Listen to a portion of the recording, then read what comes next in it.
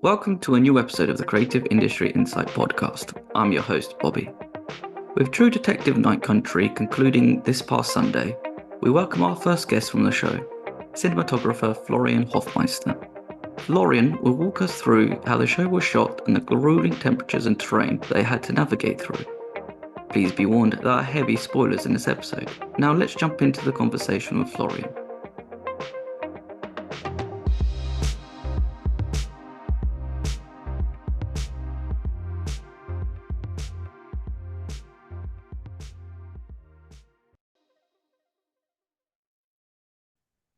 Hi Florian, thank you for joining me today.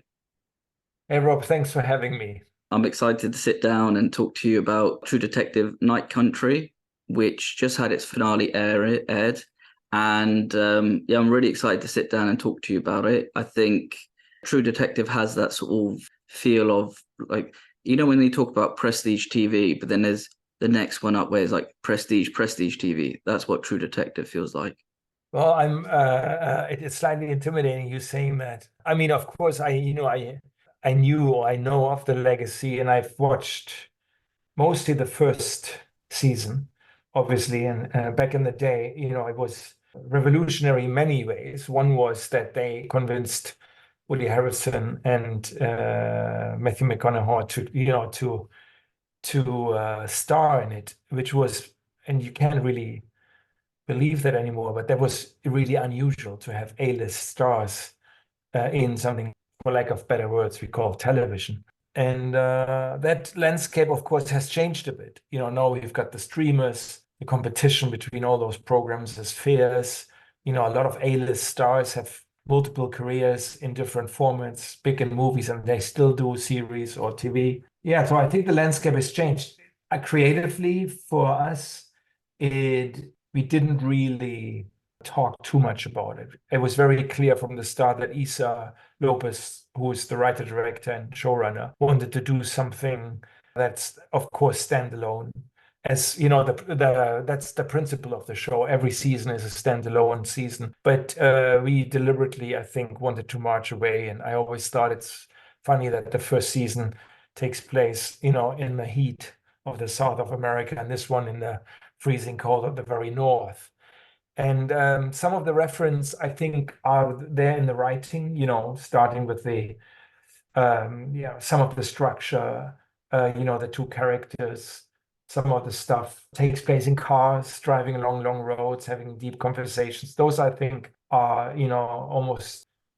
it's almost a form that the first season has established that I think, maybe, we play towards, and we cited maybe in one way or another. But apart from that, I think it was very clear that it was something that has a life of its own. I think as well, like with it being an anthology series, and there are sort of things linked with it as well in terms of just, as you said, with the conversations, the cars, that there's police detectives involved. I think as a creator, you probably have a clean slate of, well, this is what's come before. This is what we would like to do, spin on it. And you touched on it as well, how the first series you have the heat, and now in this series you have the cold, which is like two polar opposites, and you probably have to shoot them in such different ways and different looks and feels to it, which does touch upon a question that I have a little bit later.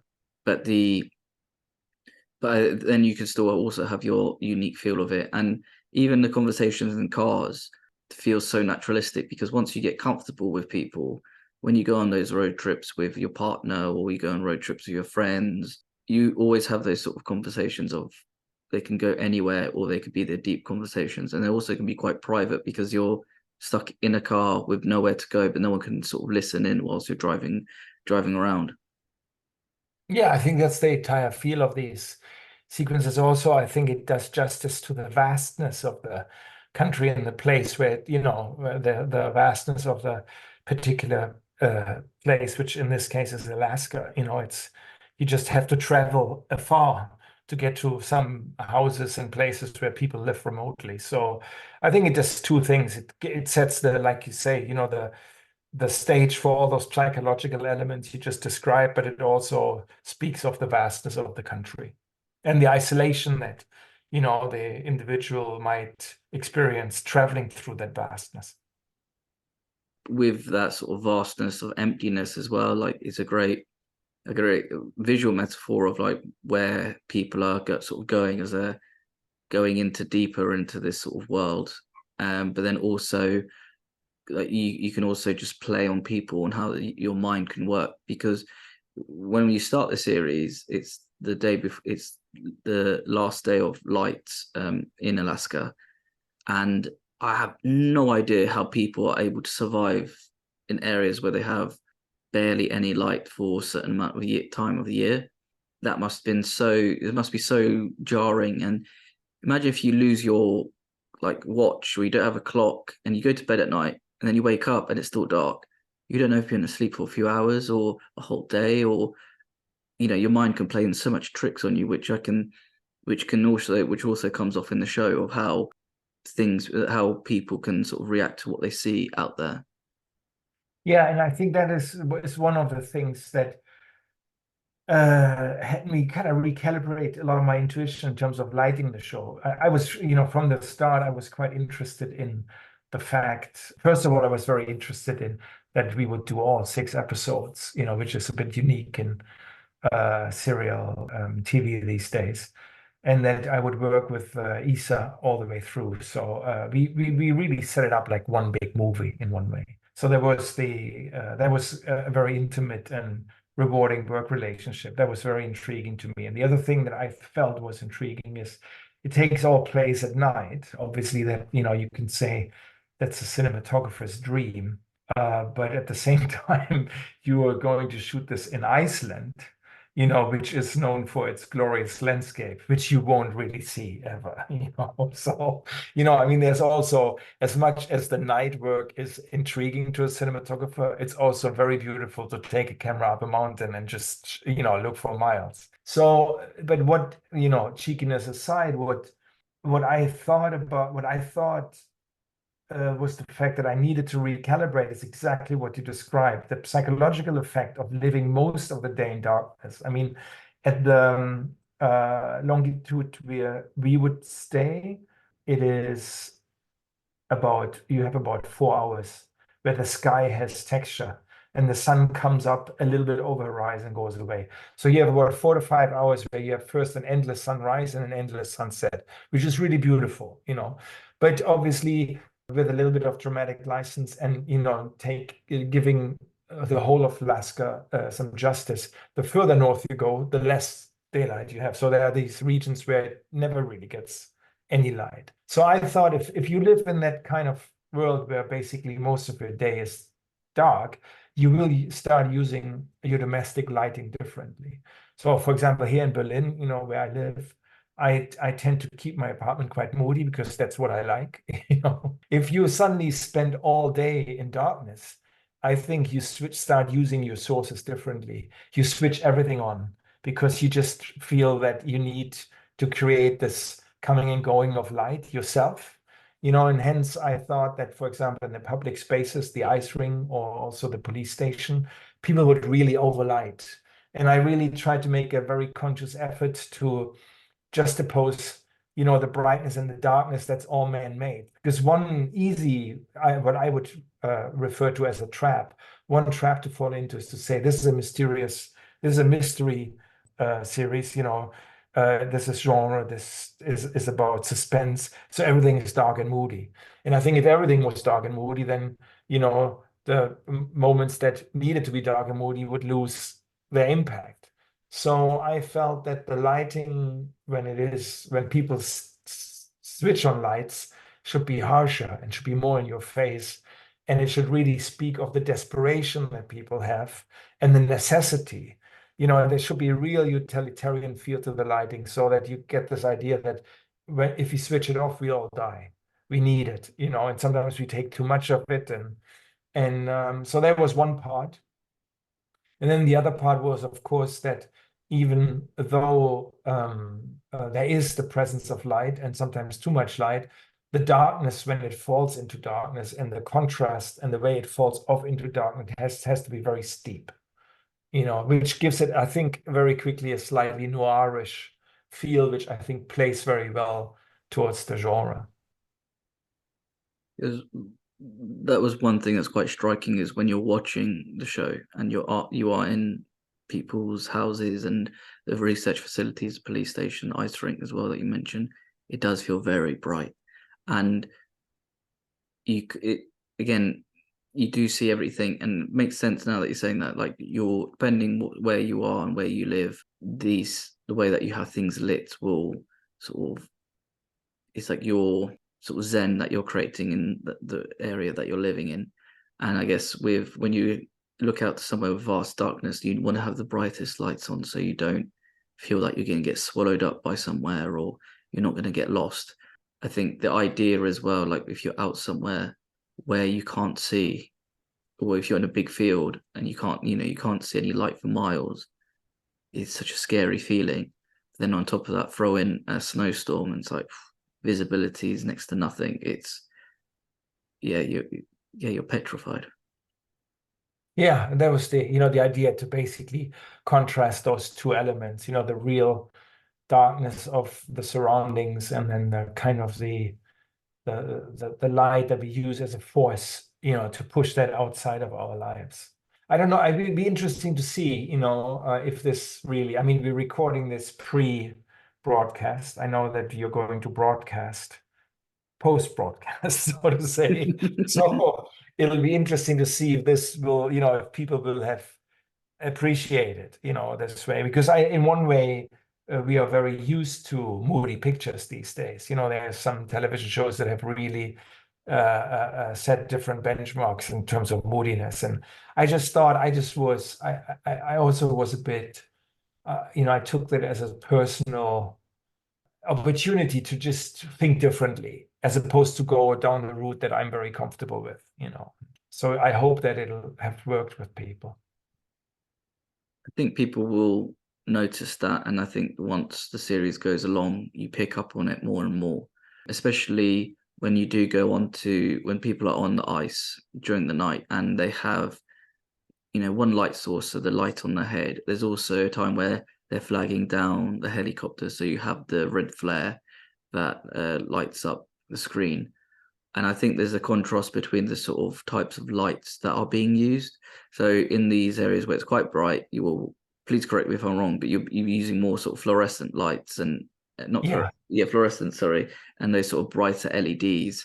Whilst when you're outside, it will be street lights, for example, or the little headlights that they have on their head, and the flare as well. Yeah, I was also, that was the other, if you go from one extreme to another, one would be the ice ring. And then the other extreme would be, like Sergeant Navarro out on the ice just with a headlight. I did some extensive testing, and because we wanted to do those two things justice. And some sequences are literally shot with a headlight only. And then you play the vastness by the composition and by the isolation and the size of the individual character or actor in relation to the darkness that surrounds them. And then obviously I think the other important thing is obviously the Arctic station. And we did things similar in the ice ring, that I'm a strong believer in, even though these are reoccurring locations, that they should shift their visual feel due to either the content of the scenes that take place, or also due to the maybe an arc that is significant for an individual episode. So I think they should not always look the same, even though they're the same space. And the ice ring, takes different stages. They bring in these warm lights to slowly melt the ice that had frozen the bodies. And then they switch off the practicals, the fluorescent, and it gets more moody, it gets a bit more horror. And the Arctic station in particular, I almost thought it would be its own organism, because we took the license, which is, motivated, and something very beautiful about working with Isa. She truly believes in what she calls the magic of cinema, so that there is an aesthetic principle that will overrule logic. So obviously the light is always on that station, because they run off electricity and it's never switched off. but we felt that it would very subtly change its appeal. And when they come back later after it's been deserted for a while, even though the lighting is still on, it will feel different. We'll feel more moody. And then obviously later in episode 6, the light, has its own dramatic use because it gets switched off and all of that. So I'm a strong believer in giving locations different feel that will hopefully influence the audience and the perception of those scenes subconsciously. I'm curious to know as well, because when you're going back to locations and you're saying like it could be very easy just to we use this rig, keep the rig the same, and then we'll just shoot around how we would want it. But you've made a conscious decision to change that so that things would look different, even if that is, I guess that's like a way of a cinematic language to show that time's passed and there's a certain feel to those locations. So the station, for example, because no one's there, it's not lived in, it needs to have that sort of eerie feel of untouchedness to it. And well, we say not lived in, but there's someone still there, but you have that feeling that it's not going to be the usual hustle and bustle. When you make those changes and want to make those changes visually, how do you go about that? Do you have a set of like when you're breaking down the scripts to say, okay, so scene number 5 in episode 2, we're at the ice rink, but then we're back in the ice rink on episode 3, scene number 6, where more developments happen. Do you then decide what your lighting's going to be and the camera angles that way, or is it a case of doing it in another way? No, that's pre-planned. I mean, not to the point like to the individual fixture, but I know exactly, what kind of atmosphere I'm striving for, and I will have talked to the director about it, especially when it came to the station. I spoke to Isa about that exactly that airy feel and how we would approach that. And I don't need to somebody to be very specific. I just need to get the feeling that we have the license to explore that. And then I'd normally do we do tests and pre-lights. We had a whole day where we were to pre-light the Arctic station, and then you try out a couple of things, but then also the stuff that we built on the stage, everything is very controllable these days because it's all driven by LED lighting. It's all on a big lighting board, so you can very quickly, once you know what mood and atmosphere to go for, you can very quickly achieve that. So after basically, I think we did a basic kind of roadmap where I felt this is the arc that the location will go through. And then we have a basic roadmap in terms of camera move. Is it energetic? Will it be more observational? Will it be shorter focal length and closer? But I still hope to have a bit of time on the day to then really marry those ideas together practically. So then you have scene a rehearsal, and then you have stand-ins, and you bring up the camera, and then you actually do the final push. So because I think it's always you have ideas in your mind, but when you go to work on the day, you might actually find that was an idea. That that it might have been, I wouldn't call it a bad idea, but maybe you see something better. So a lot of the time that I spend in pre-production is to organize myself in a way that I can have maximum flexibility. I mean, not to flip things 180, but that I can make changes very quickly and that are very effective on the day. Yeah, you want to be able to, 'cause sometimes one idea might not work out the same way because in our minds you're crafting something that you think you can do, and then when you get there, you're like, actually, that's not how it sort of would have pictured, or it's not right for what we want to do in the scene. Yeah, and it all comes down, a lot comes down to performance. So I really live by this, by the idea that I think the cinematography should add to a setup. It shouldn't necessarily repeat elements that have, other people have already made a point about. So if the performance goes into a certain dramatic way, maybe then the lighting shouldn't be so dramatic. So I I think that it all comes down to the performance in the end, and the pace, and the energy. Probably not performance. Performance may be the wrong word. Say the energy of the entire scene, and then you can make the last decisions. How dramatic, how contrasty, or how light one wants to be. Once you've seen that, I always consider that one almost a weakness, that I have to see it before I can make the final decision. Yeah, and I can imagine as well, like because you are some scenes take place. There probably been a number of pages you had to shoot of scenes, sorry, in the same location. So there'll be needed that flexibility of like where people are going and what you're showing in the scene and the movement and the mood of it all. And I think you can tell because when you're first introduced to the whole ice rink idea, is that there's people there playing, I think they're ice skating or they're playing hockey, one of the two, and then they need to shut the area down. But you feel the mood is slightly different. But then when they have the bodies there foring, and you've got Pryor and Jodie Foster's character Danvers talking with one another and talking, being like, "Oh, wrong question, ask the correct one." You can feel the energy picking up a bit more, and kind of you feel the mystery unraveling. So you kind of need to bounce off to what they're doing as well. Yeah, I mean, that's actually, that's an interesting arc, because when we establish the ice rink, we get there, and it is indeed an ice hockey training or game, I think. So, and Leah, Denver's daughter, just comes off the ice rink, and then the ice rink switches to for the skating classes or time. So they switch into a very moody discotheque type lighting. Music comes up.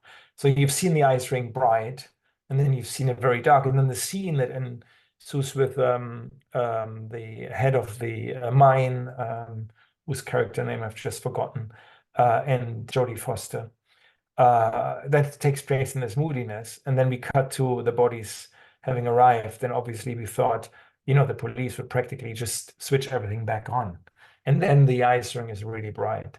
So when it comes to the famous scene that you just said, where they, asked the right question, I thought it would be really interesting, also to contrast scenes either side of that scene, that you feel it's really bright, and then the other scenes would feel darker, so it's just almost treating it like a film, where we would have regular day exterior.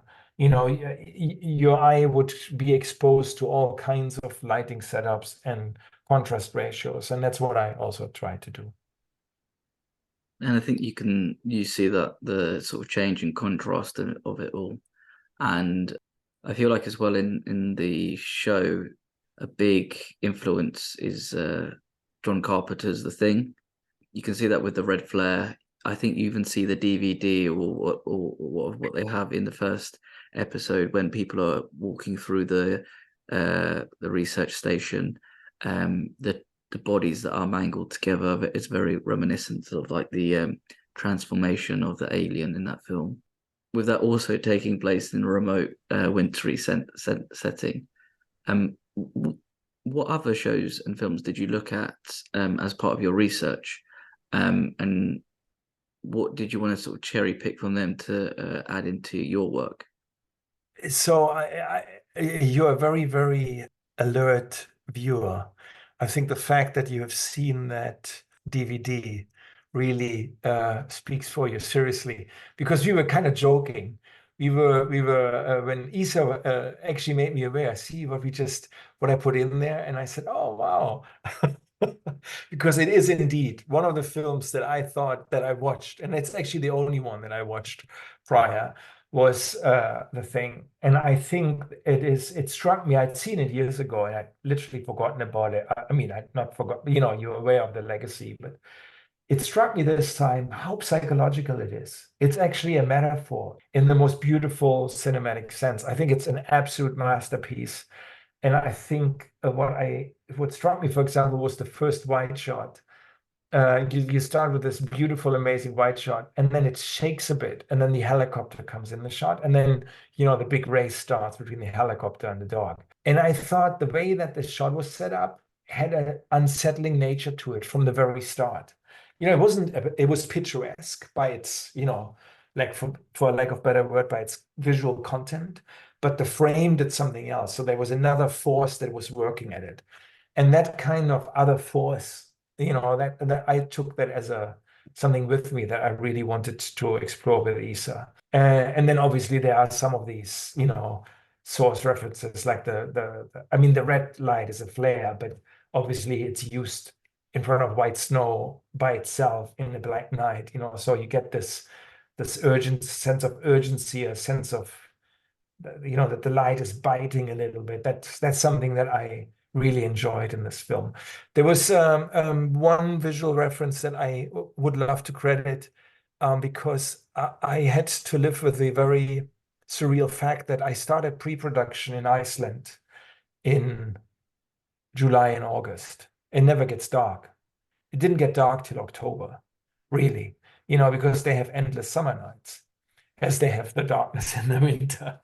So we had to imagine, we would go to all these beautiful valleys and discuss the exterior sequences and find a place where the station would, sit. And we could see for miles. We had to remind ourselves constantly, oh, by the way. And then after a while, I thought I am reminding everybody constantly, because I was saying, listen, guys, you're not going to see this because it's going to be black, And so we had to figure out other ways to communicate, obviously. And sometimes I like watching films, but sometimes I also, most of the time I'm watching a film with the director is a good thing, because you can really calibrate your language, because you can say, I like this, and somebody will see that and go, oh, okay, I understand. But to really reference stuff, I really try to dig something out of the deep well of cinematic imagination by myself somehow. What I find actually rather inspirational is looking at some photography, because it's still, and sometimes you can just look at it longer than you would ever look at a moving picture. And we came across the photography of a Russian photographer called Alexander Gronsky, who did an amazing piece about people who worked near the Arctic Circle in Russian mining towns during winter. And the photography really speaks of that, the harshness of the environment. And it really speaks of, like, it really shows how the highlights of the practical lights just burn away. And it just those pictures really showed that contrast I was referring to earlier.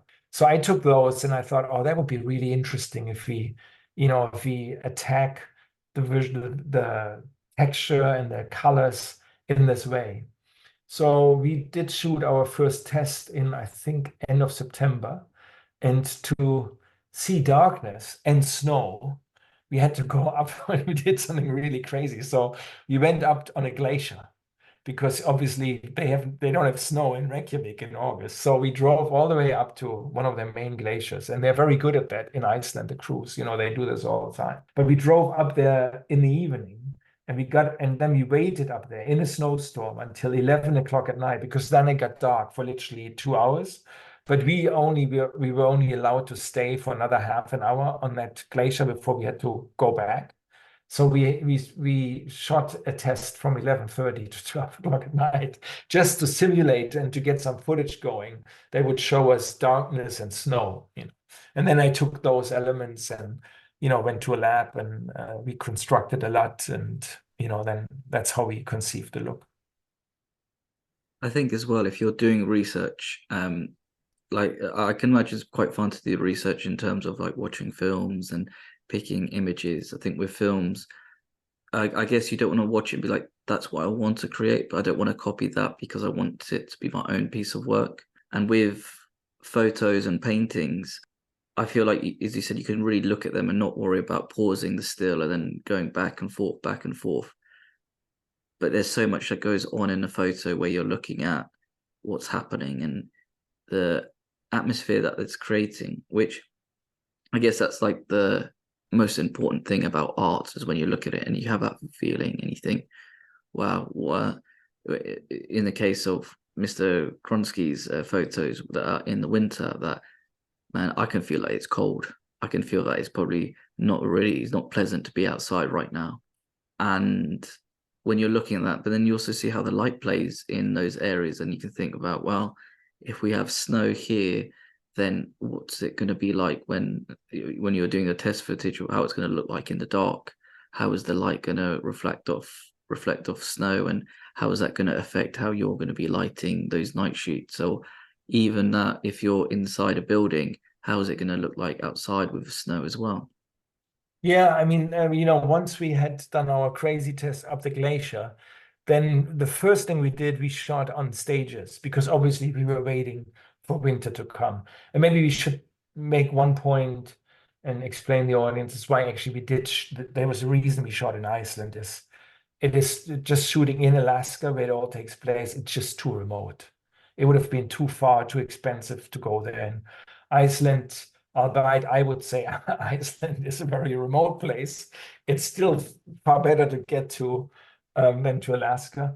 It sits in the middle of the Arctic Ocean, and it has a film community that's very, it's small, but it's also very trained and used to work under extreme circumstances because, all the lots of big films, Ridley Scott, Christopher Nolan, the Marvels, they all go there for the famous, whatever, the planet in ice, or I don't know, the Prometheus, the waterfalls, all of that stuff got shot there. So they have a very capable film industry or community.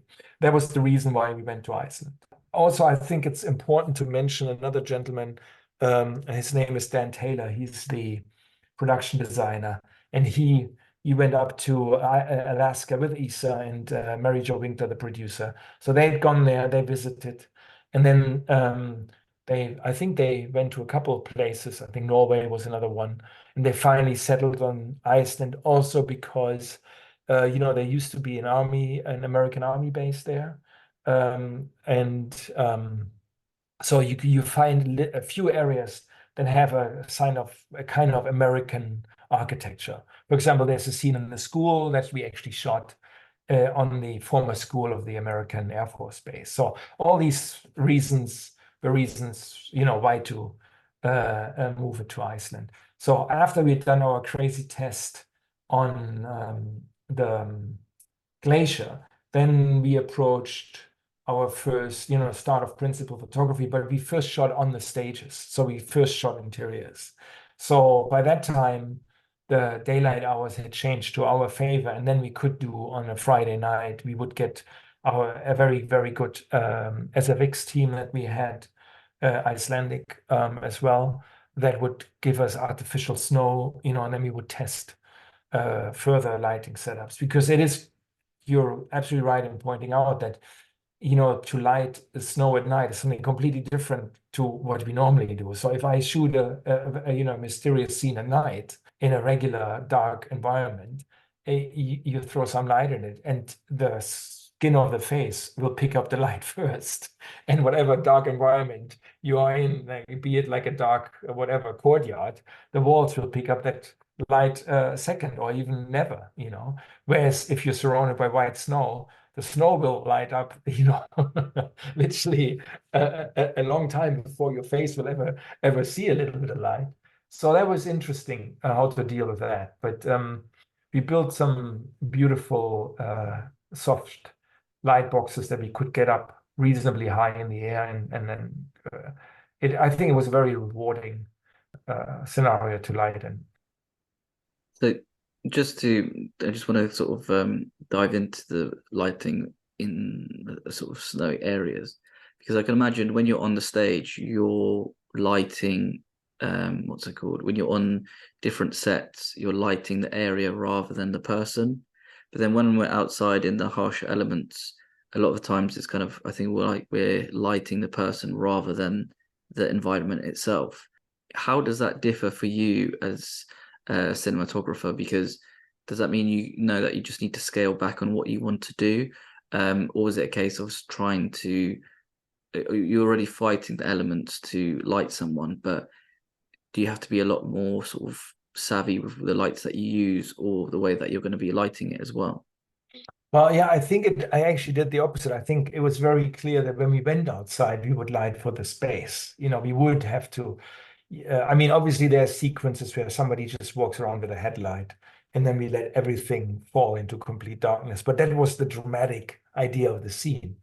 Or, we had a car travel up a snowy road, and we did a drone shot, and we deliberately only had the car lights on, just, but whilst maintaining a vast, frame size compositionally. That set aside, if we get into a more, say, dramatic scene with people, talking or interacting on the ice, we had to somehow get this vastness into the frame, and we had to light it. So we did a couple of things. We built these machines with these big soft boxes on, because there is the good thing about I thought that the environment had is that the light would fall off very gently, and if you hit the sweet spot right, you almost get this impression that our own eyes have at night, where you walk down over a snowfield, and you will be able to look so far, and then it just gently drops into nothingness. And we could actually create that really well. There is a problem in Iceland that it's very windy, and it's known for being very windy. So everybody in the Icelandic Sparks and the Icelandic Gaffer warned me that there will be moments when we won't be able to get any lighting up in the air. So we came up with this principle. You might recall that back in the day, Nope had just come out, and Hoyte van Hoytema, the DOP of that, had done these rigs that were spoken about in the trades as well, that he had shot day for night, and he had combined the film camera with the infrared camera, and had captured something that they get later mixed into the day for night footage to create this illusion that our eyes have at night as well. Now, I had done something years ago where I created the same image twice, but technically in a lab when we were working still photochemical. So I thought it was really interesting what Hoyte did, and I thought, okay, I do something the opposite way. So we got a 3D rig, because say you have to light, but you have to light a frozen lake, but it's so windy you can't put up any lights up in the air. So whatever you would do, you would be able to maybe put a light at your own head height, and you would throw some soft light away from the camera, like a fill light. That would, of course, lead to the fact that you could see for a little bit, and then it would fall into darkness. But anybody who would walk within this light would feel terribly bright and flatly lit from the front. So the idea was, we got a 3D rig. We put a regular color camera in there, our regular color camera, and then we put a infrared camera as the second camera in there. And then we put up infrared lighting around us in a kind of a semicircle, and we flooded, our territory with this infrared light. And that would lead to one image that was where you could see all the texture of the snow, albeit in black and white. And then the two figures, brightly lit by infrared lighting. And then the color camera would not register that infrared lighting, because it is, it has a filter. So the color camera only shoots two black figures in blackness with their little headlights on. And then we would just dissolve those two images, and we would be able to pick up the depth of the infrared camera and mix it with the dramatic action that the color camera captured naturally. And that was a trick how we dealt with some really severe weather, when that scene where Navarro buries the ashes of her sister. I mean, it was like 50-mile winds, and it was minus 17 degrees. It was crazy weather. And obviously that crazy weather gives you something into the lens. You have winds flowing past and all that. So the wide shots on those, in that scene, for example, we shot with this technology. Too tacky? Too techy? No. Description. No. It's a lot to take in as someone who's not versed in cinematography, just because there seems to be like you're creating two layers of an image to create what you need to do, which then, as like a general audience member, it's like, in a way you think, wow, like you guys have to do a lot of work So Yeah, you know and what you of need to course we do. don't want to get caught. It's not the idea is not to actually register that.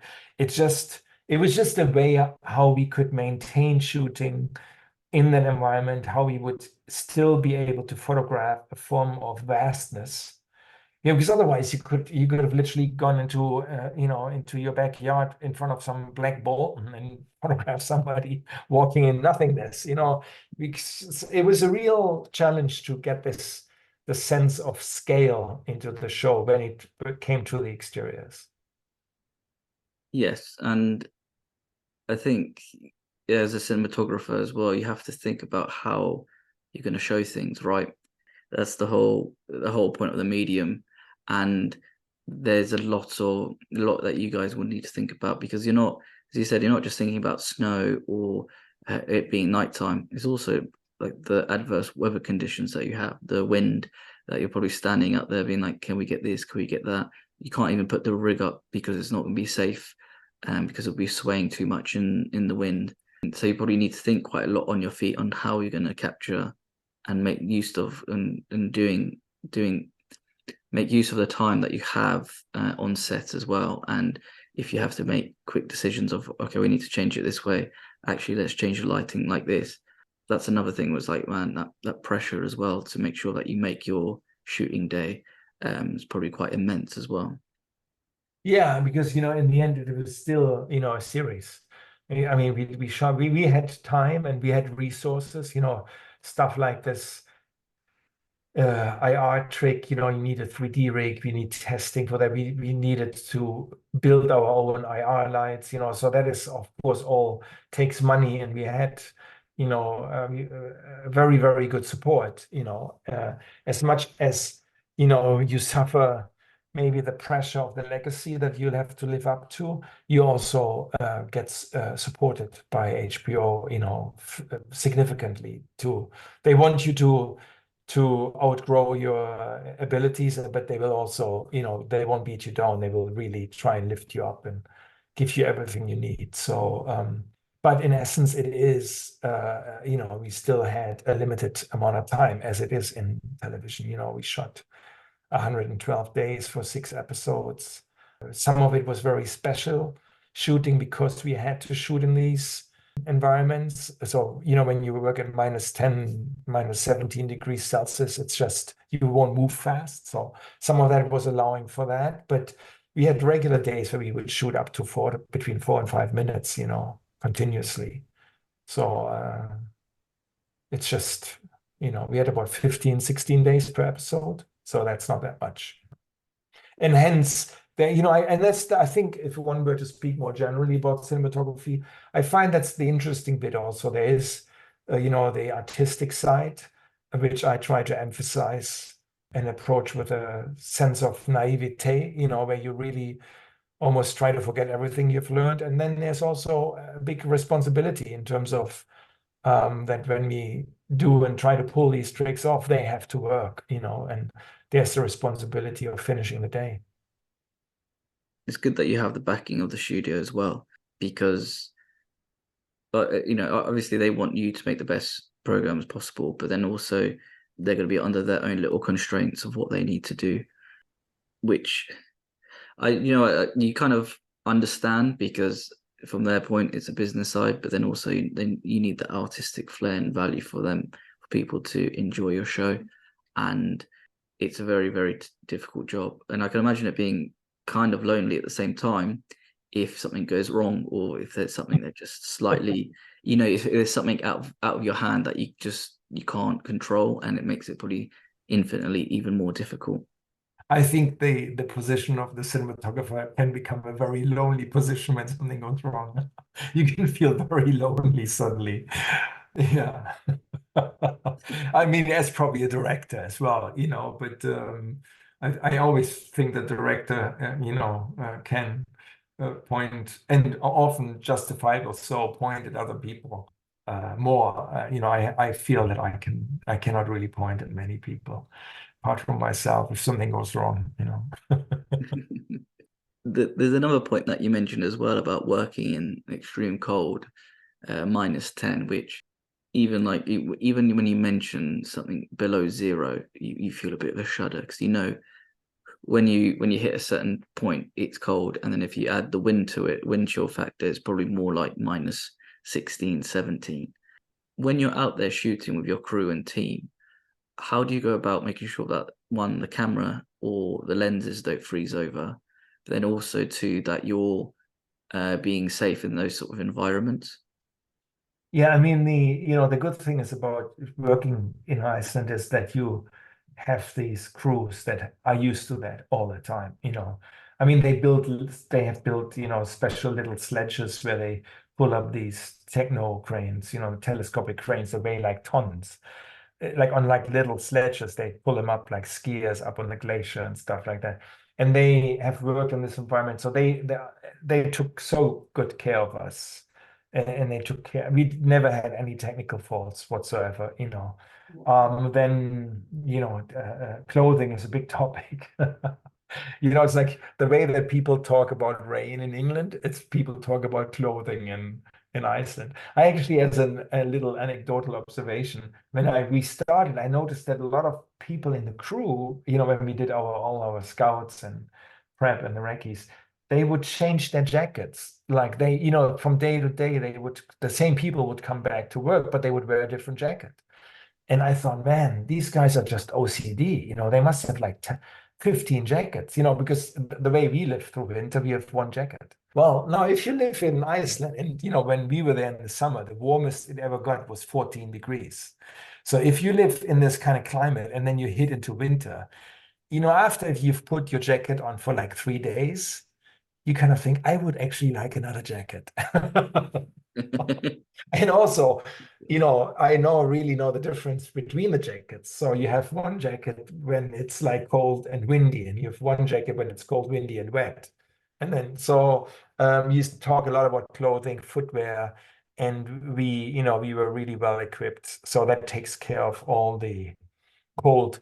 The challenge is a bit more for the actors and the cast, because they sometimes have to wear clothing, for their characters. I mean, one of the guys had to dance barefoot, in the snow. So obviously, we prepped a little piece where he could stand, where he wasn't standing on real snow, he was standing on a wooden board that we had buried in artificial snow, so it only looked like he was barefoot.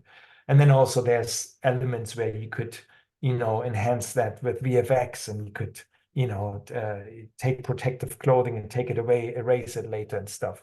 But still, the guy had to wear a pair of jeans and a shirt, and he had to walk out there on that ice lake when we were all, minus 10, minus 15, minus 17 degrees. So you have tents very close to the camera, they're all heated. And you really, once that man is basically stepping in front of camera, you better turn over like within the second, because you only have 45 or 50 seconds or a minute, So there's that. But it worked really well. We had a really good crew. And there's also something really exhilarating about working in these things, because I remember one episode where we shot on the lake and everybody drove home. We were about 45 minutes outside of Reykjavik. And you came to this crossroad, and then you had to turn right, and everybody drove home to Reykjavik. And I just thought, oh, you know what? I'm going to turn left. And then I drove for about 45 minutes, and I stopped the car, and I left the car at 2 o'clock in the morning, minus 17 degrees. And I mean, you could feel your atoms move. It was so quiet. And the entire sky is full of northern lights, and I thought, this is a planet in the universe. I never had such a, so there are these moments, so it's a great, as much as it is hard working there, it's also very rewarding. I'm just trying to sort of picture now the feeling of like atoms moving when it's quiet, but then you have that piece and then looking up to see the northern lights, and that must have been such a weird, I wouldn't say weird, but it's like a really trippy feeling of just like, wow, pure silence. You see a beauty, it's sort of this beautiful nature in the sky. And it's just like, wow, like I can't believe this is where we are at this moment. It is, yeah, it really. So, there was we had a lot of those moments. Sometimes also together with people we would shoot, and suddenly the Northern Lights would come up, and everybody looks up and goes, "Wow!" And even sometimes the Icelanders would go look up and say, well, this is a good one, because they see him all the time, you know. Imagine everybody turning around and be like, wow, look how amazing this is. And it's like, yeah, we see it all the time, don't worry. Oh no, this one, I'd say it's about 4 out of 10. Don't Yeah, yeah, you know, they are don't like waste that. your time looking at it. Yeah, yeah, yeah. But there's even those moments. So it feels like you were becoming like a bit of a what's called method cinematographer by going out into the dark by yourself and being out there to experience what like the characters go through in the show. Again, that must have been like I can imagine it. You probably, if you're retelling that story as well, going out there, it probably gives you shivers, knowing that you're experiencing those moments of natural beauty. What I'm curious to know about as well, because you talk about cast and that poor actor dancing in the snow, granted on a plank of wood, but you must have had like a nice hot chocolate afterwards and probably felt amazing for him. But when it comes to shooting actors in a show like this, where moments can be quite intense, there's a lot is said through people's eyes and facial expressions. As a cinematographer, how do you go about capturing those moments, but then not interfering in how the actor is emoting by getting the camera in the way? Oh, that's a good question. I mean, it feels to me that you spend years trying to get better at that. I mean, it's just a natural process. I always try to watch, rehearsals, and I can't really get really connected to the material unless I see it. And I see people doing it. There's so many options when you read the script and when you sit with the director. And oftentimes prep, I think, is about losing out on some options and, disregarding them. So by the time you come to the shoot, you only have 2 or 3 options left, maybe. And then when you see it, yeah, it's just naturally I think you're being pulled into there's only so many camera positions that actually will work. So hopefully you have disregarded some in prep, and then it just feels natural to land where you feel you want to land. And then once you found that spot, that will disregard the other 2 options that were still left. Because once you've made one decision, then you're going down this route. I mean, the great privilege it is working with somebody like Jodie Foster is obviously she's, an amazing actress, but she's also, I mean, in so many ways. And one is also being technical. If she can make almost anything work, it feels. So it's not, I don't really know how you would get into her way.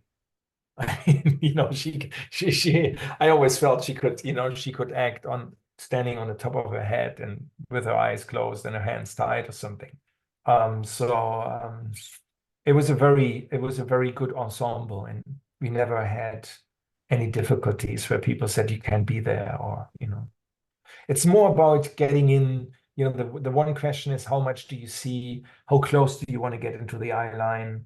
Do you want to be slightly more observational, like 3/4, which, if 2 people stand in front of each other, it becomes an over shoulder? Or do we really want to be almost inside with the eye line being on the matte box, and you don't do over shoulders, but you do classic portraiture? In those things, I think you feel once the scene is there, you know exactly where to go. I think as well you're mentioning how that you'd improve over time with how you'd get captured performances, and I guess that rehearsal period or before they want to do raw film, or in this case maybe digital, that where the characters are going to move, what they're going to do, and how they're going to sort of perform. They might probably slightly improvise in the way of like how they might react or think how a scene plays out, and it's just very. I know. I think that's always like I always find that sort of question interesting to ask cinematographers, because you think about you're one of the first people to see the scene. You could be into like, and you're there because you're so close to the actors, and you feel like a certain amount of intimacy to it, because you're looking through the lens if you're operating, for example, and you're watching them act out something that no one in the world has seen, and you're one of the first people, so you're kind of capturing it and want to make sure that you get the right sort of setup and right performance captured on for screen. But you sum it up perfectly. That yeah, I think that's the process. I mean, for me personally, with the arrival of digital, that exclusiveness of being the first to watch, I think that was always stronger when I shot celluloid, which I haven't done in a while. When you actually look through the eyepiece and the shutters rotating around. And there's also the lovely mystery when you then see rushes for the first time. Now with digital, it's the color pipeline is very strong. You see, we have our monitors calibrated. I put a show light on all of it, and it always looks the same. It looks the same when you watch it on your iPad in the hotel room. So there is a little bit of that mystery is gone, and also the mystery of rediscovery is gone. And that's just something to get used to, or that I got used to a while ago. And I also enjoy working with operators for that reason. I think one can communicate, or I feel communicating about composition quite pleasing, because a good operator is there to service you, and then I sometimes, especially in the beginning of digital photography, the eyepieces were really horrible. Or actually, I shot something. It doesn't really matter what manufacturer. Say the eyepiece was obviously not in any way close to looking through a real lens. So I was terribly frustrating looking through that eyepiece. I almost started crying the first film I did digitally because I thought, God, this looks horrible. And it didn't look horrible. It just looked horrible through the eyepiece.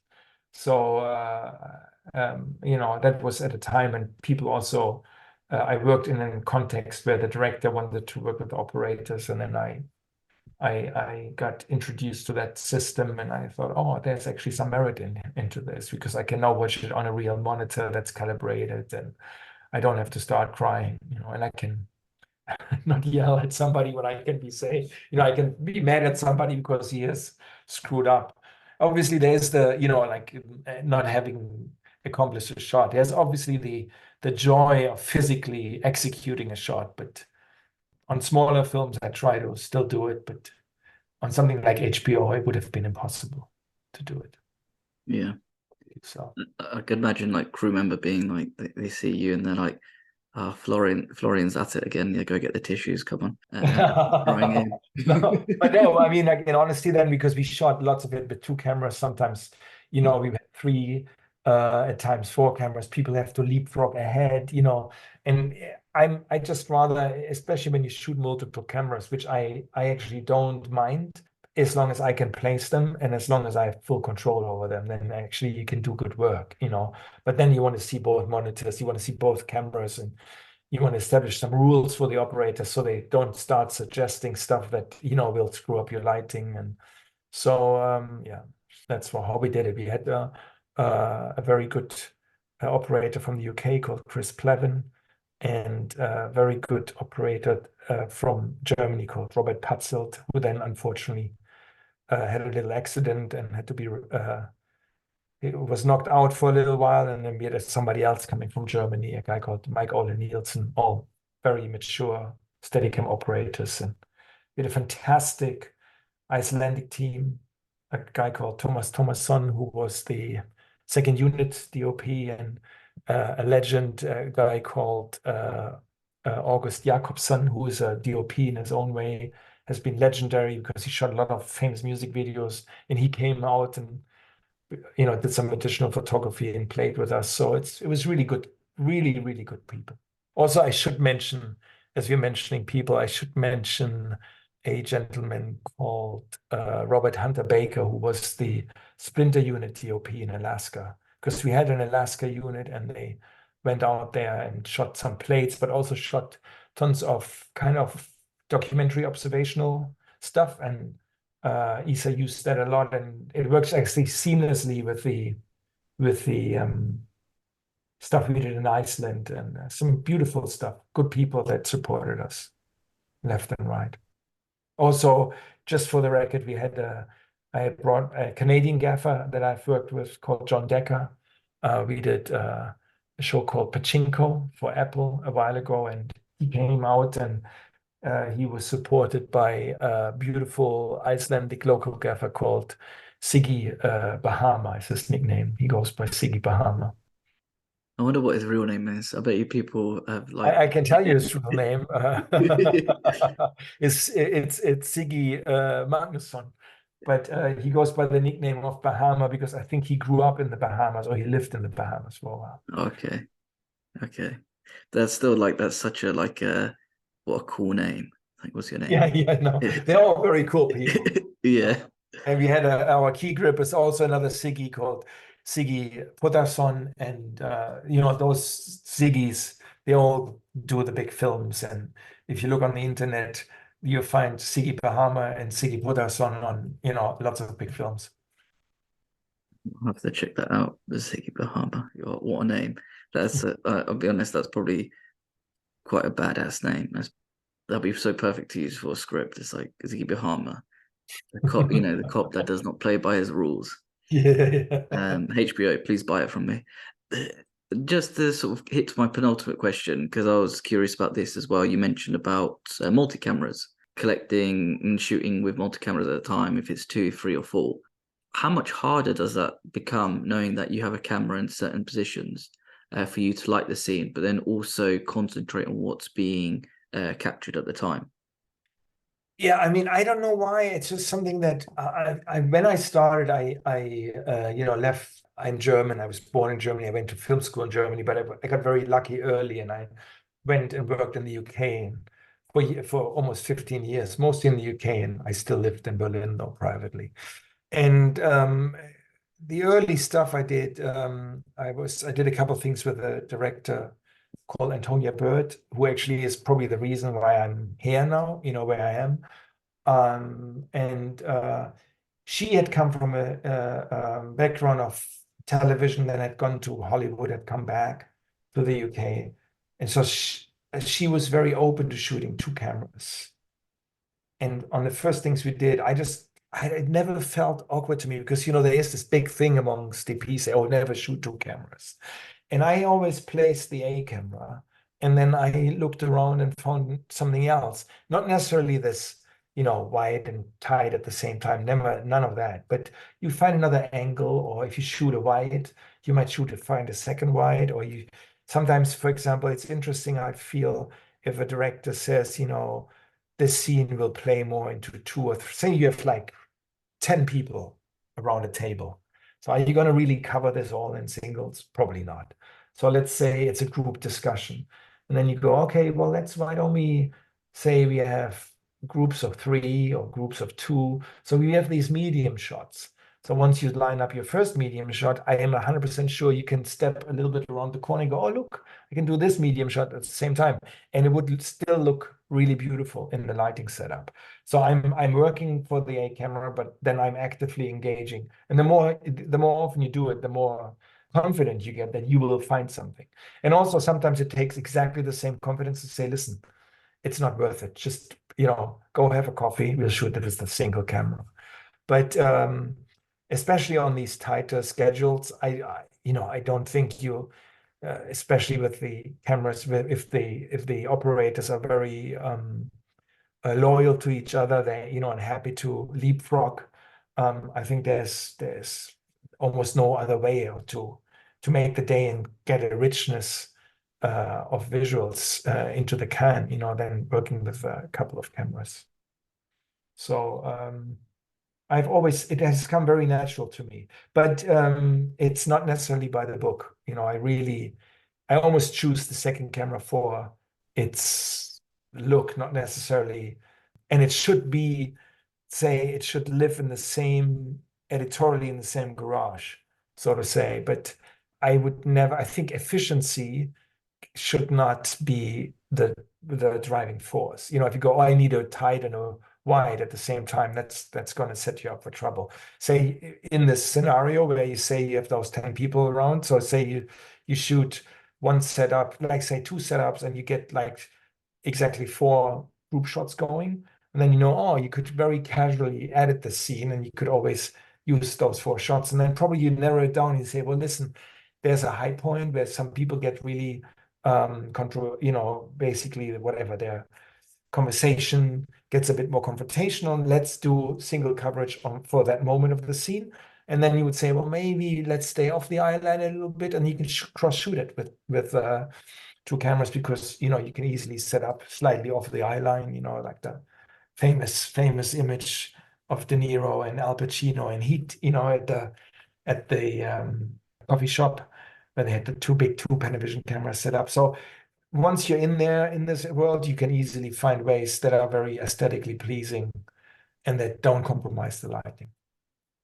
I guess as well, when you're shooting something like that with two cameras, as a director, you're probably thinking about the in cuts and edits as well, and then like how you're kind of, even though you're shooting something in your mind, you're probably thinking about how the scene's going to be edited as well, which is kind of like, that must be very difficult as a director to sit there to watch the performances, get the right performances, but then also think, oh yeah, it'd be perfect to cut it there and then cut it there, doing like the in camera cutting whilst shooting. Well, yeah, but that's what they're good at, that's that comes with the job. But I also see this is a zone where the responsibilities overlap. So I also take some of that responsibility upon myself. So if I work with multiple cameras, at the beginning, very early, I would operate one, but then I felt, you know what, it's just painful. I rather want to control both fully. And then, I would be sitting next to the director, and we would discuss what is needed and where he thinks, or he or she thinks the edits will be. And I also think that, however, whatever you suggest as a potential breakdown should have editing at its core. I'm not just suggesting good shots. And the background I come from, I studied actually at the film school I went to, I studied directing and cinematography. And I also did a couple of feature films myself. Not to say that that would influence my work as a cinematographer, far from it, but I know of the heat of that chair that people are sitting in next to me. And, I think, good cinematography always should live in the realm of good editing. If you just edit, just a good shot, that's nothing. It should work within the scene, and then it's worth doing.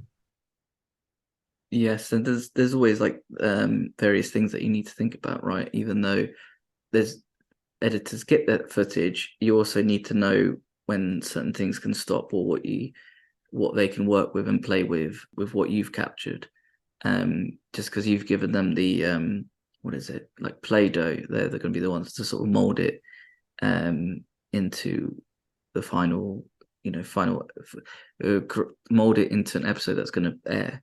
And also with when you have so much going on with two cameras, and knowing where you can then start playing around with the placement of them, probably it's quite fascinating to think about how your possibilities of how you're going to shoot something kind of change as well, and makes it easier during the day. I mean, the one thing where I think, though, we as, or I personally will rely on what I lack as, I think I personally would say I'm well equipped in terms of placing something that works editorially. But what I of course lack the experience that some directors have when they had to get themselves out of trouble and they knew they could make it work in the edit. Whereas I would then still strive for some sense of perfection, and they would say, no, no, it's fine. I've done this before. I can make it work. When you're really under fire and under stress, obviously, somebody who was spent years and years and years next to an editor, and he knows, yeah, I can make that work. And I'm still going, I think we'll need, should we shoot another two shot? And they say, no, no, no, no, we can make this work. It will be fine. Trust me. And that's a actually beautiful conversation to have. I think as well, like it builds a really good relationship between you and other heads of departments, of how you can tackle scenes and be like, no, we will do it this way. We can do it this way. You'll have what you need to work with, and then we can, we create that movie and TV magic. Yeah. Just to hit you with my final question, what was your favorite scene to shoot? Oh, it's my least favorite question. Like picking your favorite Um, child? oh no, I have none, man. There's so many beautiful moments. It's really hard. Seriously, I can't pick any. I mean, there was there's these moments between Danvers and Navarro when they sit in front of the fire. I mean, that's like pure acting, beautiful. Then we had the stuff in the snow. We also did all these cast scenes, which were technically interesting because we shot them, on a stage in front of LED, an LED volume, and this was every day was our favorite day. Really, I don't really have a favorite scene. Sorry, I can't. I don't have favorite children, so I don't have favorite scenes either. I mean, I only have two children, so it's not so hard not to have favorite ones, but um, I can't think of any. I think when you do something like this, where you have, as you said, there's scenes where you probably show off your cinematography skills, but then there's also scenes where you have those intense acting moments. I think, as you said, the Danvers and Navarro by the fire, where that's like a really great moment as well, with the light bulb moment, and just sort of everything sort of kind of unravels, and then you're like, oh shit, that's like, oh my gosh, this is like kind of all tied up really nicely at the end of the show. Is it really bad if I have another question to ask? No, Because go, my go, head, I'm go, really sorry. I'm really go, sorry. go, go. Okay, so one more question was, I think there's when they find the lair in the ice, it looks really cool. It's been really built up. They're we don't really know how deep they are in the ice, which makes it even kind of scarier as an audience member, because Danvers and Navarro fall through the ice into this cavern that's been built. When it comes to shooting something like that and lighting it, because everything's going to be generated by, as an audience member, the light is generated by a generator. But when it comes to being so deep down and having that sort of, as they say, once you fall down deep into that area, you're in the night country. How do you go about creating the mood and atmosphere there?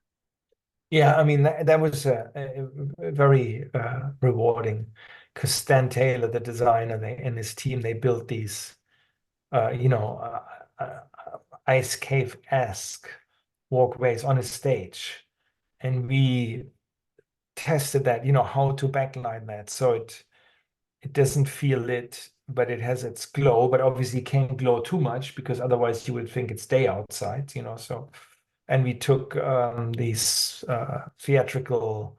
We took some show lighting actually that's used in rock and roll lighting a lot, moving heads that have a very thin lighting quality, and we could use those and just send a very thin but hard light on it, and then it just started to glow. And the rest was the flashlights. That was all we did, and that's a beautiful sequence.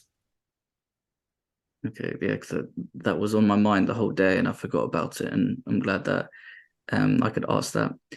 Florian, thank you so much for your time. True Detective Night Country is streaming now on HBO Max. Actually, no, it's called Max, sorry. And in the UK, it's on Sky Atlantic. Go out, watch Florian's work and his team. Go out, enjoy it, and savor it. Thank you again, Florian. Thanks, Rob. Thanks for your interest. Thanks, everybody who managed to listen to us mumble away in the dark country, in the dark night. I know I was doing this during winter, and it kind of Yeah, the mood feels right for it, right? absolutely, man. I'm gonna go and get a drink now. Okay. Same. Thank you so much. You take care, Thank you, man. and bye Take bye. care.